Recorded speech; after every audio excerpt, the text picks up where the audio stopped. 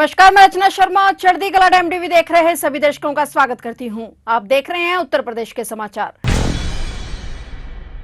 मुख्यमंत्री योगी आदित्यनाथ ने कहा कि त्योहारों के दौरान कोई शरारत ना पनपने पाए। कावड़ यात्रा, मोहर्रम और रथ यात्रा के दौरान भड़काऊ नारे, हथियारों का प्रदर्शन बर्दाश्त नहीं किया जाएगा। उन्होंने प्रदेश में जातीय संघर्ष फैलाने की साजिश के बारे में आगाह करते हुए कहा कि अराजक लोगों को बेनकाब किया जाए। कौशाम्बी, इटावा और रैया की घटनाएं जैसी साजिश का परिणाम है जिस पर कार्रवाई के लिए शासन ने आदेश की प्रतीक्षा न करे। दोषियों की पहचान सार्वजनिक कर सख्ती से कानूनी कार्रवाई की जाए। मुख्यमंत्री अपने सरकारी आवास से आगामी त्योहारों की तैयारी और कानून व्यवस्था की स्थिति की शासन और फील्ड में तैनात वरिष्ठ अधिकारियों के साथ वीडियो कॉन्फ्रेंसिंग के जरिए समीक्षा कर रहे थे। उन्होंने कहा कि डीजे, ताजिया और रथ की ऊंचाई तय सीमा से अधिक नहीं होनी चाहिए। डीजे, ढोल, तमाशे की ध्वनि की सीमा भी तय होगी। शोभा यात्रा, जुलूसों के लिए पेड़ काटना या गरीबों का आश्रय हटाना स्वीकार नहीं है। कावड़ यात्रा मार्ग पर खुले में मांस बिक्री नहीं होनी चाहिए। उन्होंने खाद्य सामग्री की दरों को तय करते हुए ओवर रेटिंग रोकने और बीते वर्ष की तरह इस बार भी हर दुकान पर संचालक का नाम स्पष्ट रूप से प्रदर्शित होना सुनिश्चित कराने की जिम्मेदारी डीएम को दी। उन्होंने श्रद्धालुओं की भीड़ में अराजक तत्वों, वेश बदलकर घुसपैठ करने वालों की विशेष निगरानी करने का निर्देश दिया है।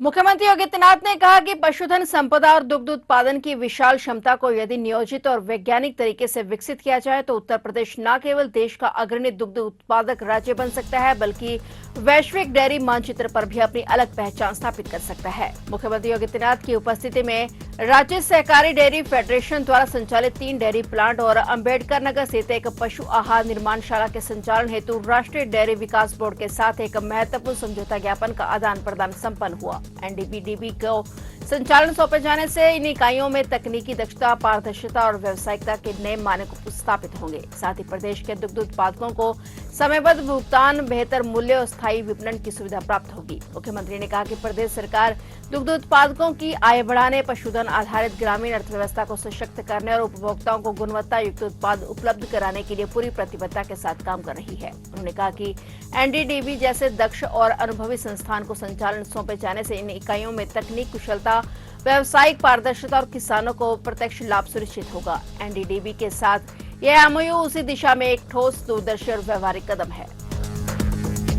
पहली बार हुआ है कि आईसीआर या सेंट्रल और स्टेट गवर्नमेंट की यूनिवर्सिटीज में, लैब्स में या फिर कृषि विज्ञान केंद्रों में जो कृषि वैज्ञानिक कार्य कर रहे हैं वे पहली बार किसानों के खेत में जाकर के उन्हें प्रशिक्षण दिए हैं।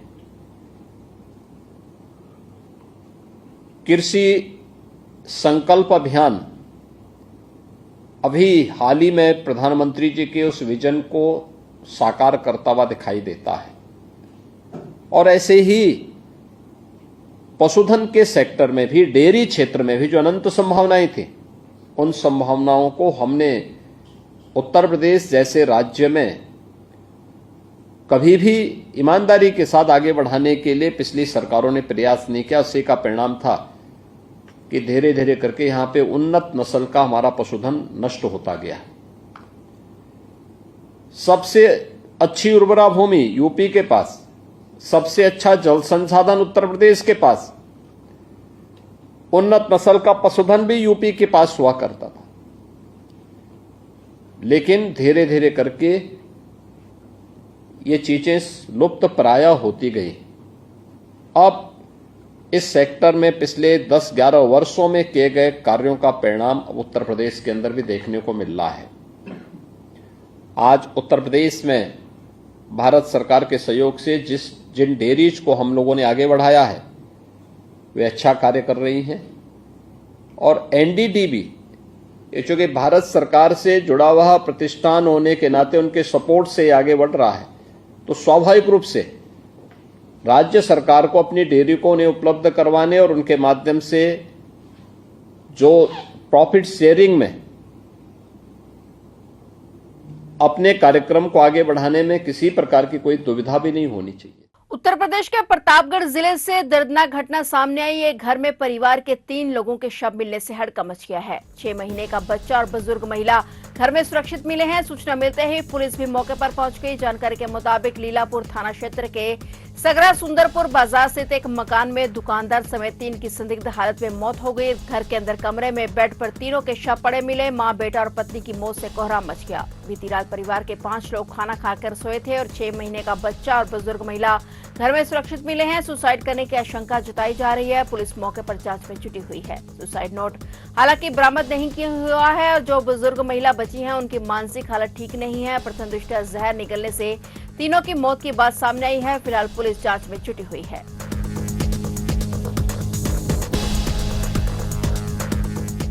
मऊ के सदर विधायक अब्बास अंसारी की हेट स्पीच मामले में इलाहाबाद हाईकोर्ट से झटका लगा है। हाईकोर्ट ने उसकी याचिका को निष्फल घोषित करते हुए खारिज कर दी है और मामले में हस्तक्षेप करने से इनकार कर दिया है। न्यायमूर्ति समित गोपाल की एकल पीठ ने यह आदेश दिया। अब्बास ने आरोप लगाया था कि हेट स्पीच की सीडी को तोड़ मरोड़ कर पेश किया गया है। उन्होंने मऊ की एमपीएमएलए कोर्ट में पुलिस की ओर से पेश की गई हेड स्पीच से संबंधित ऑडियो की फोरेंसिक रिपोर्ट और सीडी को इलाहाबाद हाईकोर्ट में चुनौती दी थी। याचिका में विलंबित चरण में दाखिल सीडी और फोरेंसिक रिपोर्ट पर विचार न करने का निर्देश देने की मांग की गई थी। शासकीय अधिवक्ता ने दलील दी कि संबंधित मामले में ट्रायल पूरा हो चुका है और संबंधित कोर्ट ने 31 मई 2025 को आदेश पारित कर दिया है। वहीं याचिका अधिवक्ता ने दलील दी कि निर्णय आने के बाद भी आवेदन में उठाए गए आधार अभी भी विचाराधीन है। हाईकोर्ट ने कहा कि वर्तमान मामले का ट्रायल पूरा हो चुका है और निर्णय भी सुनाया जा चुका है।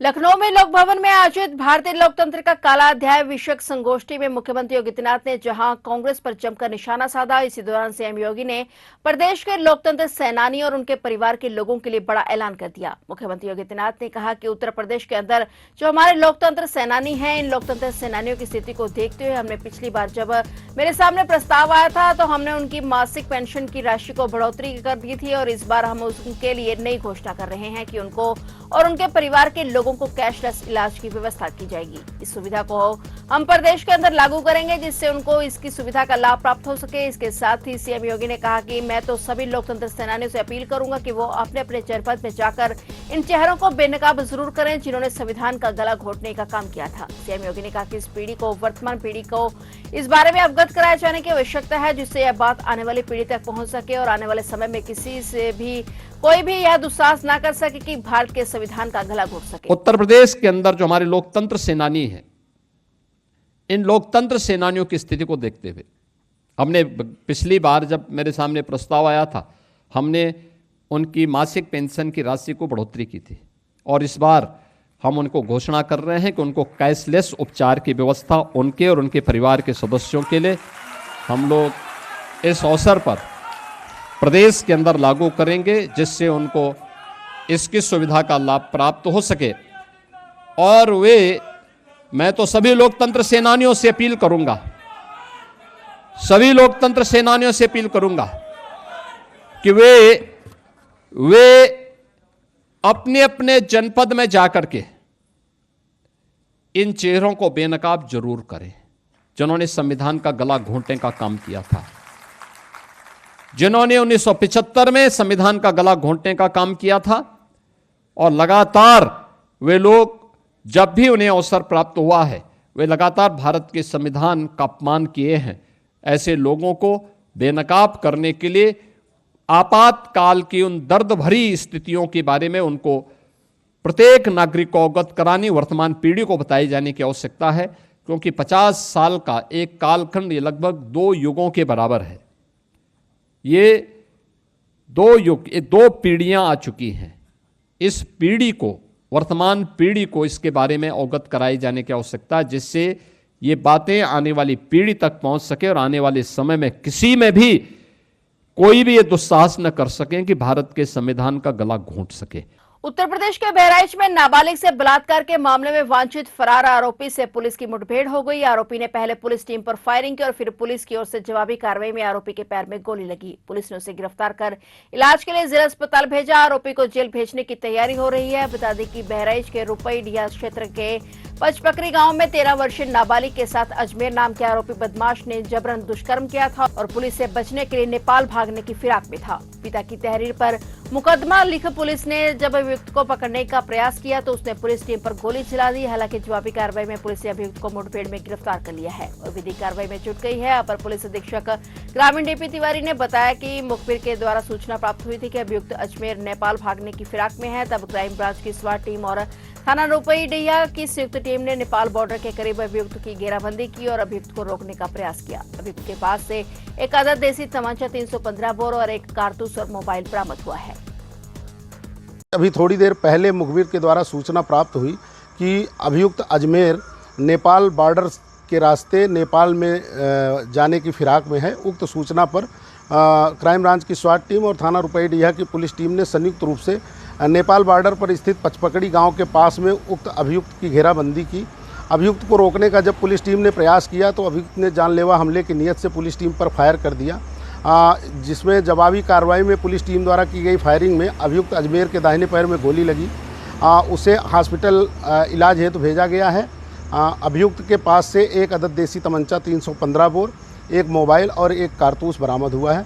इसमें आगे की कार्रवाई हम लोग कर रहे हैं। उत्तर प्रदेश में परीक्षा में फेल निर्वाचक रजिस्ट्रीकरण अधिकारी चुनाव ड्यूटी से हटाए जाएंगे। अभी तक 403 में से 398 ईआरओ की परीक्षा हो चुकी है। उच्च पदस्थ सूत्रों के मुताबिक इनमें से 3 से 4% ईआरओ परीक्षा में फेल हो चुके हैं और इन्हें परीक्षा देने का एक और मौका मिलेगा। उनमें भी अगर फेल हो गए तो उन्हें ईआरओ की जिम्मेदारी से हटाने के लिए रिपोर्ट चुनाव आयोग को भेजी जाएगी। प्रशिक्षण के दौरान ईआरओ को उनकी जिम्मेदारियों, बीएलओ और सुपरवाइजरों के साथ समन्वय, मतदाता सूची में नाम जोड़ने या घटाने के लिए आए दावे पर आपत्तियों के निस्तारण के बारे में बताया जाता है। बीएलओ ऐप के तकनीकी पक्षों को भी बताया जाता है और विभिन्न वैज्ञानिक नियमों और आयोग के इतिहास और कानूनी पक्ष से भी अवगत कराया जाता है। तीनों चरणों के प्रशिक्षण में भाग लेने वाले अधिकारियों की परीक्षा हो चुकी है। इसमें यह देखा गया है कि उन नियमों की कितनी जानकारी हो पाई है और सूत्रों के मुताबिक 25 जून से पहले के दोनों चरणों की कापियां चेक हो चुकी हैं, जबकि कल बुधवार को ली गई परीक्षा की शीट 1-2 दिन में चेक हो जाएगी।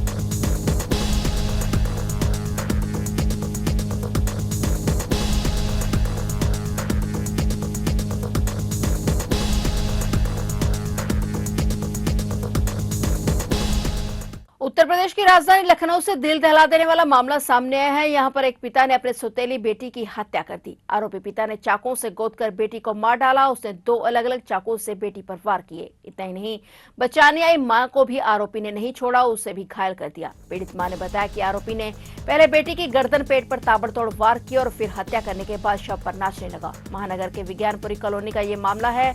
यहाँ पर रेखा राजपूत बेटी सिमरन 19 वर्षीय के साथ रहती थी। पिता जागेर सिंह राजपूत के देहांत के बाद रेखा ने 1 साल पहले विकास चंद्र पांडे से दूसरी शादी की थी। इस बात से सिमरन नाराज थी और उसका आए दिन अपने सौतेले पिता से विवाद होता रहता था। बताया जा रहा कि रात को भी विकास भी रेखा के घर में मौजूद था और रेखा का कहना है कि सिमरन फोन चला रही थी और विकास को लगा कि वो किसी से बात कर रही है। इसी बात को लेकर उसने उसे टोक दिया और दोनों के बीच विवाद हो गया। ये विवाद इतना बढ़ गया कि विकास ने गुस्से में किचन में रखे अलग-अलग चाकुओं से सिमरन पर हमला कर दिया। इस मामले की जानकारी होने पर पुलिस मौके पर पहुंची और लहूलुहान सिमरन को अस्पताल पहुंचाया गया, लेकिन उसकी मौत हो गई। पुलिस ने आरोपी को गिरफ्तार कर लिया है। इसके बाद पुलिस ने जांच पड़ताल शुरू की। पुलिस आरोपी से पूछताछ कर रही है और पूछताछ में मां ने यह भी खुलासा किया है कि आरोपी बेटी पर बुरी नजर रखता था।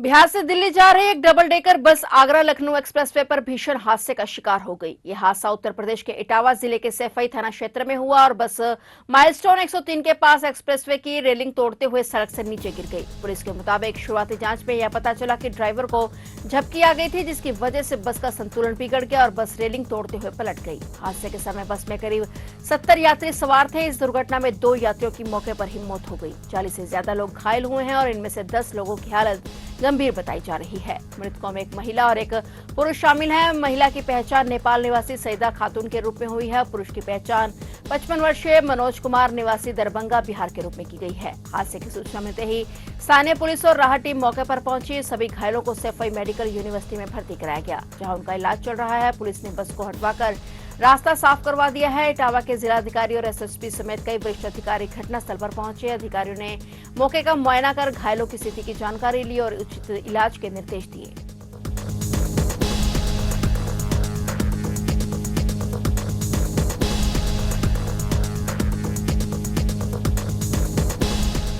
फिलहाल उत्तर प्रदेश के समाचारों में इतना ही, और नए समाचारों के साथ फिर से हाजिर होंगे। तब तक के लिए देखते रहिए चढ़ती कला टाइम टीवी और मुझे दीजिए इजाजत। धन्यवाद।